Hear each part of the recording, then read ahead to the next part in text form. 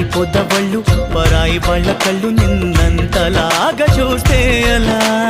ఎందుకంత కళ్ళు నువ్వైనా ఎన్ని నాలు నన్ను కోరకలేదా చమ్మలా కనుకే